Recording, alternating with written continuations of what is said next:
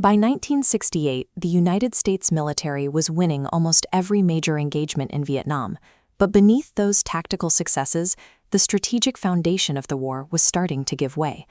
How does a superpower win on the battlefield, yet still lose the war?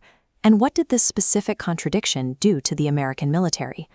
The seeds of the conflict were planted in 1954. The Geneva Accords divided Vietnam into a communist North and a capitalist South, with the United States taking a prominent seat at the negotiating table. American policy was driven by the domino theory, the calculation that if one nation fell to communism, its neighbors would inevitably follow in a cascading chain reaction. Washington believed its overwhelming conventional firepower, the heavy armor, the artillery, the air superiority, would ensure a rapid and decisive containment of that threat. They entered Vietnam fighting a theoretical Cold War on paper, misjudging the reality of the jungle conflict waiting for them on the ground.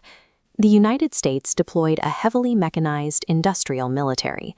North Vietnam countered with highly decentralized and irregular mobilization. The North's primary logistics artery was the Ho Chi Minh Trail. Instead of using truck convoys, thousands of laborers moved heavy supplies on foot using shoulder poles, a network that American air power could not sever. In the South, the Viet Cong relied on a guerrilla strategy, avoiding direct, large-scale confrontations in favor of ambushes and a grinding war of attrition. A technologically superior military struggled to project power against an enemy that hid in plain sight and refused to draw conventional battle lines.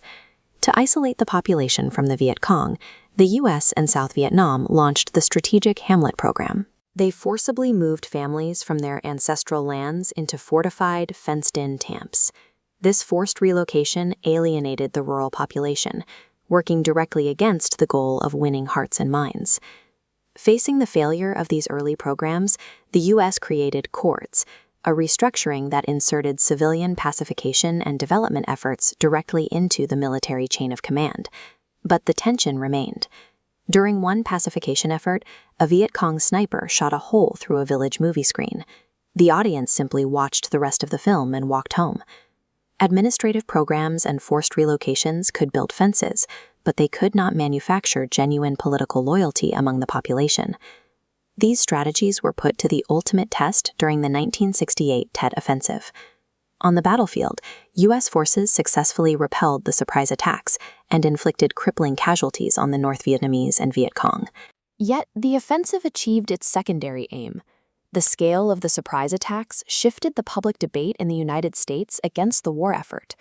Tet shattered the illusion of an imminent victory. It proved that the political narrative is just as vital as the physical territory. The violence of the war did not end with the American withdrawal.